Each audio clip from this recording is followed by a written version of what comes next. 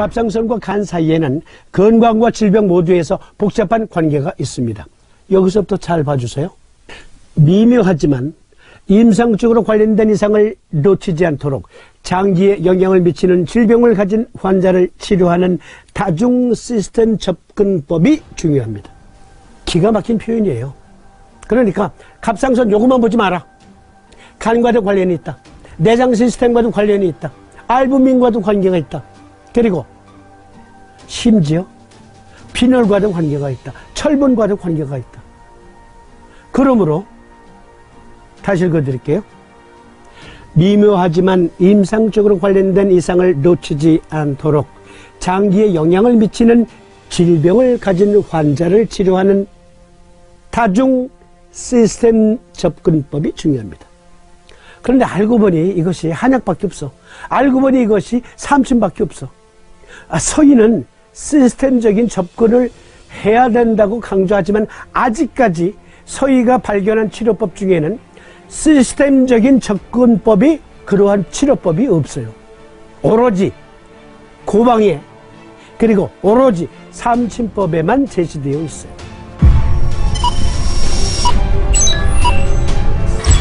그러니까 갑상선 호르몬이 적게 분비된 게 갑상선 기능 저하증이에요.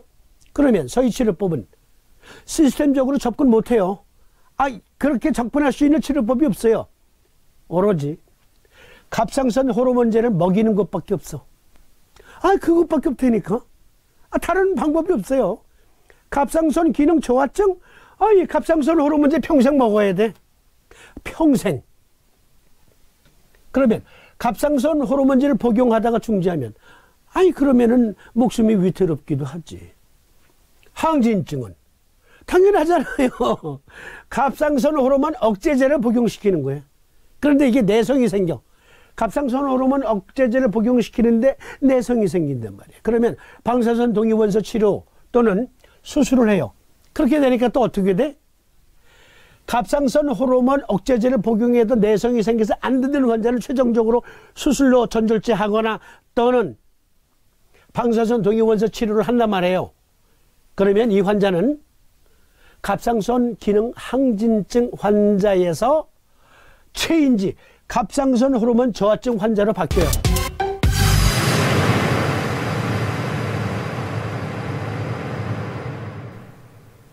그렇다니까. 저쪽에서 눈을 동그랗게 뜨시네. 이런 일이 있었어요. 이런 일. 이게 뭐냐면요. 몇 년 전에 우리가 여러 해 동안 이번 주 토요일 종로 세미나 있는 날이잖아요. 그 세미나를 매주 토요일마다 했었다고요. 7시부터 9시까지. 그런데 처음에는 먹골강제라고 해서 전철 7호선 먹골역 부근에서 했었다가 그리고 강남역 5번 출구로 옮겼다가 양재역의 맑은머리 한의원에서 또 한 1년 했어요. 그 맑은머리 한의원에서 한 1년 하다가 우리 학교의 총무 역할을 하고 있는 김인미 선생이 영등포 구청역 부근에 스킨케어의 명가 금보라고 하는 스킨케어 살롱을 연 적이 있어요. 그런데 우리가 토요 오프 강제를 하던 그 금보라고 하는 스킨케어 살롱, 이게 마주보고 있는 복도로 사이로 마주보고 있는 가발집이 있었어요. 맞춤 가발. 그 주인이 여자분이야. 그런데 이분이 왜 이렇게 짜증 내는지 몰라. 그러니까 우리가 7시부터 9시까지 하는데 1시간 하고 한 10분 쉰단 말이에요.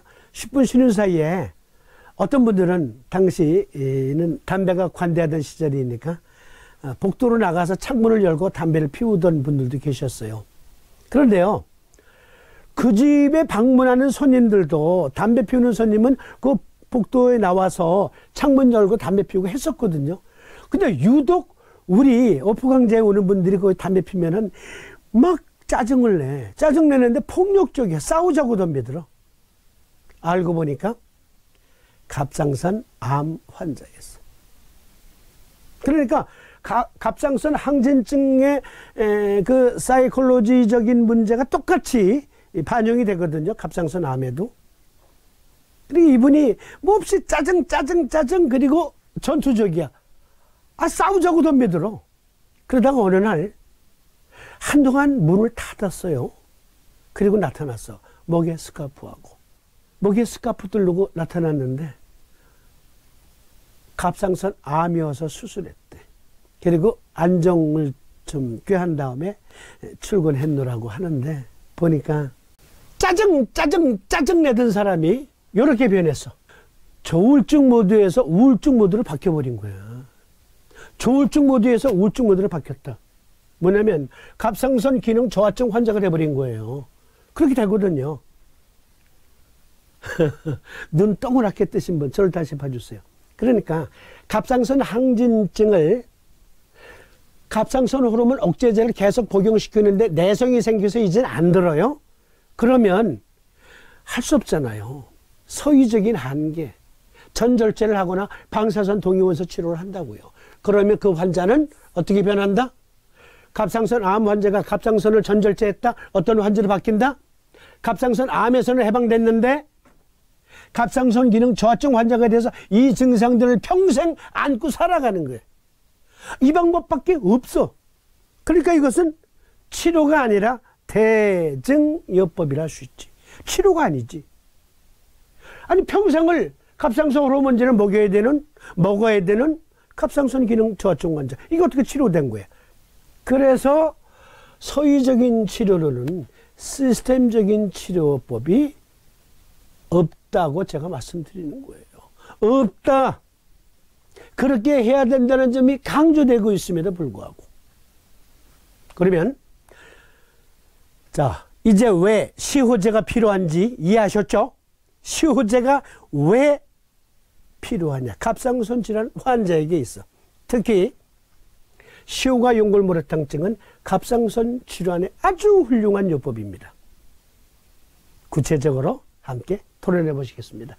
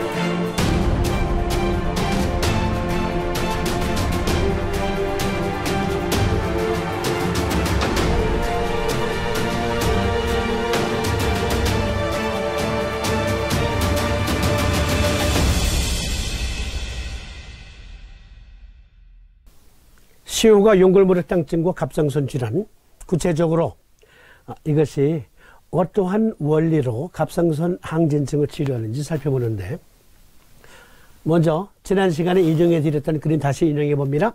시호가 용골모래탕증은 바세도우시병 또는 그레이브시병, 자가면역증에 의한 갑상선 기능 항진증에 주로 잘 듣는 요법이고, 하시모토 갑상선염은 역시 자가면역성으로 일어난 저하증이지만, 그러나 이것은 시호가 용골모래탕증이 아니고, 이건 이제 따로 살필 거예요. 일단 요증에 주로 다용하는 처방이다.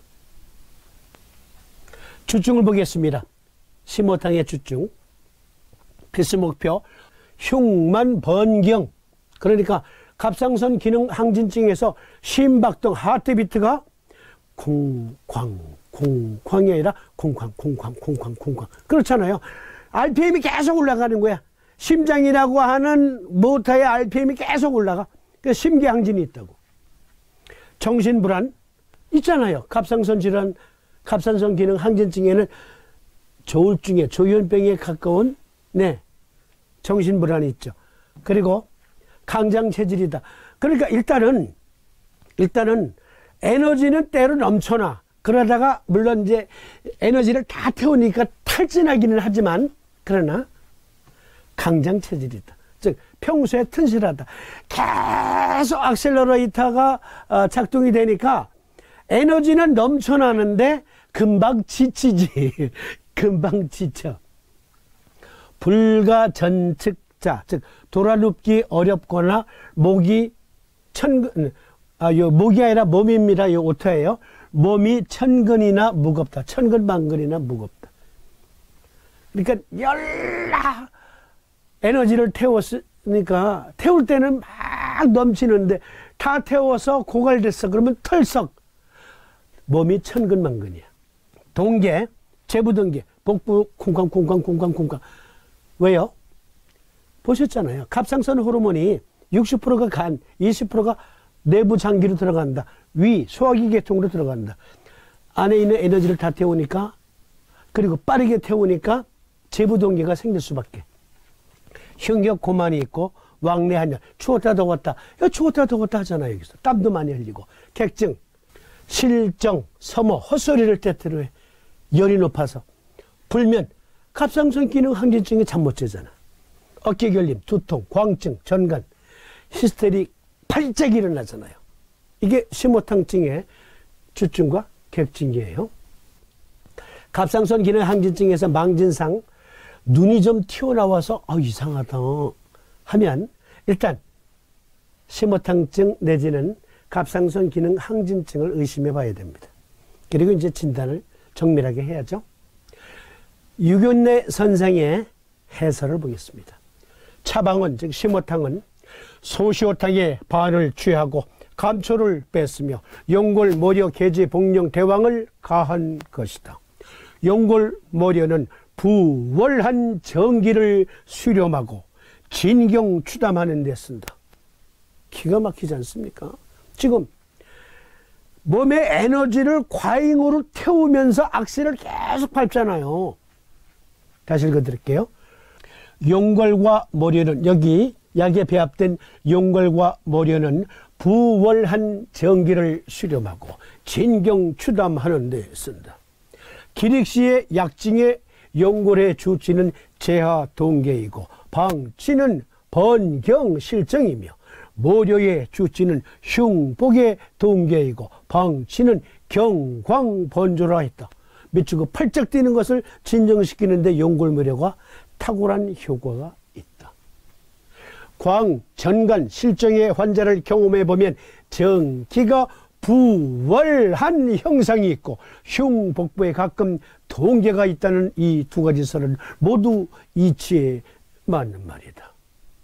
네, 시호가 용골모려탕증에 배합된 약재들을 보면, 그리고 그것을 임상에 적용해 보면 유견내 선생 왈, 이러한 히스테릭 발작을 일으키거나 때로는 간지를 일으키거나 실정의 환자를 경험해 보면 대부분 허약해서가 아니라 정기가 부월, 떠서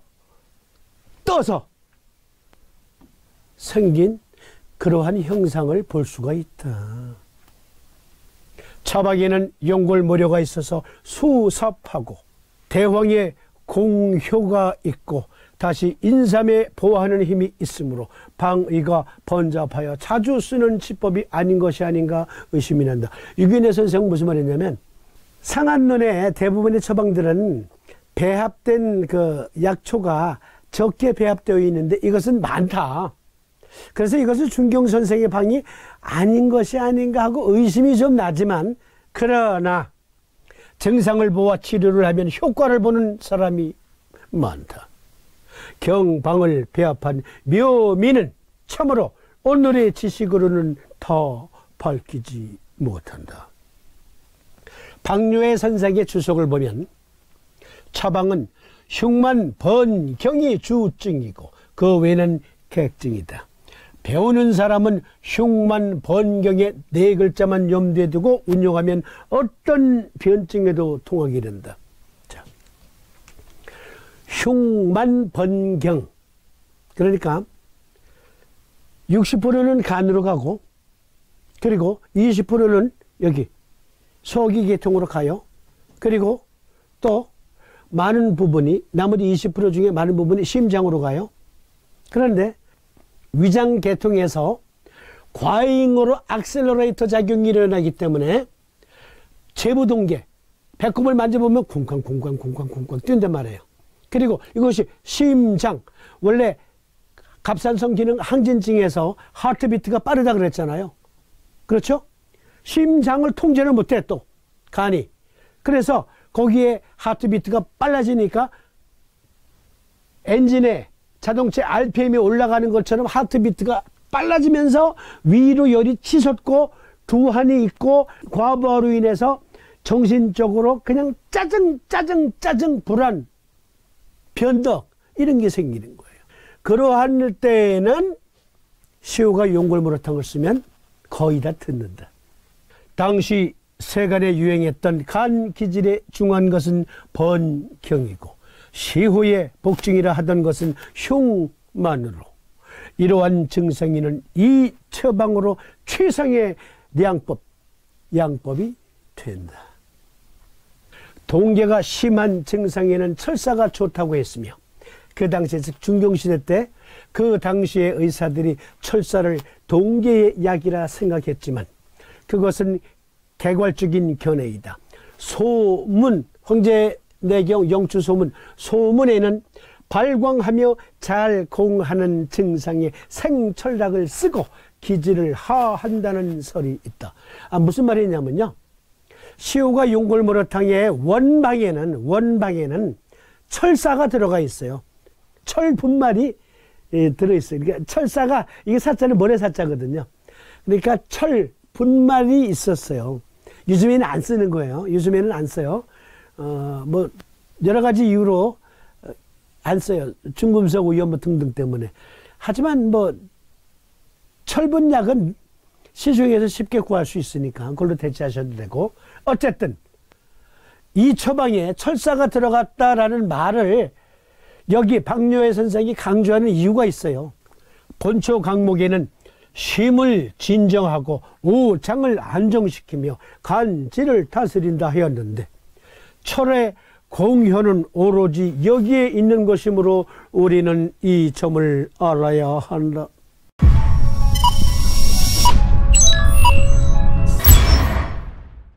철분결핍. 그 철분결핍은 시관과 성별에 따라 발작 감수성에 영향을 미친다라는 논문이 있어요. 철분결핍은 전 세계적으로 30억 명이 넘는 사람들에게 가장 흔한 미량 영양소 결핍을 일으킵니다. 철분결핍은 임신 초기와 중년기에 가장 흔하게 발생하는데 중추신경계에 미치는 영향이 이후에 다양한 정신과적 질환의 위험 증가와 관련되어 있으므로 특히 주의해야 합니다. CNS 즉 중추신경계 생화학적인 작용을 철분결핍이 영향을 미치고 흥분성, 저해균형, 철분결핍, 신경발달장애, 신경병리학, 신경전달, 발작 등등 이런 것들이 철분결핍과 관계가 있다. 그러니까 시호가 용골모로탕에서 원래 철분을 가한 그 처방은 옳았던 것이지요. 그러나 오늘날은 생철 가루를 먹이는 것보다 그것으로 인한 그 폐해가 더 심하다는 게 밝혀졌기 때문에 안 써요. 네, 중국에서도 안 써요. 그러나 요즘에는 약국에 가면 의사 처방 없이 철분 영양제 살 수 있잖아요. 그러니까 시호가 용골모로탕을 복용시키면서 여러분들이 무슨 충고를 해야 돼요? 네, 약국에 가서 약사와 상담하셔서 철분 영양제, 네, 몸에 맞는 좋은 철분 영양제 추천받아서 복용하세요. 이런 충고도 해줄 줄 알아야 되는 거야. 방의를 보니까 이해가 되시죠? 그러면 우리가 철결핍성 간질 발작도 있으니까 그것도 염두에 두고 삼침을 적용한다면 그렇죠. 소장전격을 넣는 거죠. 그건 조금 후에 말씀드리고, 동계가 심한 증상에는 철사가 좋다고 했으며 그 당시의 의사들이 철사를 동계약이라고 생각했지만 그것은 개괄적인 견해이다. 황제내경 소문에는 발광하여 잘 공활한 증상에 생철약을 쓰고 기지를 허한다는 설이 있다. 다시 인용해 드리는 거예요. 얼마나 멋진 찡의 해설입니까?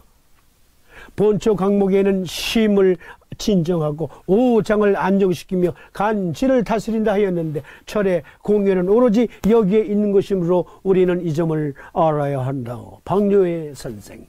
또 손영관 치료 자파라는 책에 보면 이것은 일본의 먹흑도탁이라는 명의가 쓴 책인데요. 여기 보면 그런데 간증인 것 같지 않고 간울증으로 점차 증극하고 심복이 팽창하구나. 그러니까 간질인 것 같으면서도 간질이 아니야. 그런데 비슷한 증이다 이거지. 그것은 간울증으로 점차 증극하고 심복이 팽창하거나 비색하고 흉중이 가득 찬 기미가 있으며 대소변이 분리하고 그렇잖아요. 갑상선 기능 항진증에 대소변 분리가 있어. 어떤 때는 설사, 어떤 때는 변비, 소변 분리가 있고 견, 강, 기, 색증 등이 있는 환자가 남자는 적지만 그렇죠? 갑상선 질환은 여자 환자가 많다. 새의는 순기 화중탕, 침향 감기탕 등의 류를 쓰지만 듣지 않는데 이 증상은 기울이 아니고 간울인 것이다. 그러니까 감기울결에 기인한 간질에도 시효가 용골무르탕을 장복시켜야 하고 갑상선 기능 항진증 때문에 생기는 간질 또는 간질 발작과 같은 류의 가성 간질 발작에도 시효가 용골무르탕과 그리고 또 무엇을 써야 돼요? 약국에서 약사와 상의해서 철분 영양제 복용하면서 사암침은 무엇을 쓴다? 일단 소장정격을 쓴다. 소장정격을 쓴다. 하이퍼하이로이디즘 증상에 정신적으로 몹시 짜증스럽고 히스테릭 발작, 변덕이 심하고 안구 돌출, 맥박이 빠르고 식욕 항진, 설사 및 복통, 과소월경, 무월경, 뼈는 구멍이 숭숭숭숭 나고 앞 정강이 뼈 점액이 수정이 있고 체중은 감소되고 근력은 저하되고 주기성으로 마비, 사지마비가 일어난다. 간질 발작 또는 가성 간질 발작이 일어난다. 손가락이 떨리고 손톱박리증, 손톱박리증 그리고 곤봉형 손가락이 되고 손가락 끝이 피부 증상이 백반증이나 색소 침착이 일어나고 수축기 고혈압이 높아지고 다한 더위에 약하고 자한이 나타나. 야간 발한을 우리 표현에서는 도한이라고 하잖아요. 그것이 일어나요. 이게 이러한 증상들이 시효가 용골무르탕 증상과 정확히 일치하잖아요. 유치방광의의 해설을 보면 처방은 광증으로 흉복부의 동계가 심하고 놀라며 두려워 사람을 피하고 혼자 앉아 중얼거리며 주야로 잠을 이루지 못하며 혹 질투를 하고 의심이 많으며 자살하려 하고 불안해하는 사람을 다스린다. 또 간질증으로 때때로 한열이 교작하고 울울하게 근심하고 슬퍼하며 꿈이 많고 잠이 적으며 인접을 싫어하며 암실에 숨어있기를 좋아하며 결핵 환자와 같은 사람을 다스린다. 그러므로 시효와 용골무르탕증을 구비한 갑상선 기능 항진증, 그레이브시병이나 바세도우시병으로 알려진 그러한 병에 노출된 환자는 시효가 용골무르탕을 복용시키면서 이거 과립으로 나와요. 그러니까 약국에서 의사 처방 없이 구할 수 있는 약이거든요. 물론 약사하고 상의하시고 또는 한의사와 상의하시고 시효가 용골무르탕을 복용하면서 자, 간승격과 소장정격을 양쪽에 다 넣는다. 양쪽에 다 넣으세요. 전신 증상이니까. 삼침을 양쪽에 다 놔요? 바보같이. 오래간만에 그 사람 얘기한다. 그 사람이 바보예요. 그 사람 삼침 모르는 사람이에요. 삼침 임상 경험 없는 사람. 간승격, 소장정격 양쪽에 다 놔도 돼. 우리가 다 임상에서 확인했는데. 속 먹고 말해서. 그렇죠? 자, 곤봉형 손가락은 이런 거예요. 끄트머리가 곤봉처럼 이렇게 뭉뚱뭉뚱. 그리고 피부가 까칠까칠해요. 너무 과잉으로 체액을 말려버리니까. 그리고 백반증 같은 게 생기고요. 눈은 튀어나오고요. 정신적으로 우울증보다는 전투적이에요. 자, 간성격, 소장, 정격. 그러면 이번에는 백호가 인삼탕증의 갑상선 질환을 함께 살펴보도록 하겠습니다. 백호가 인삼탕증 갑상선 질환. 이것은 잠시 쉬었다가 다시 올려드리도록 하겠습니다.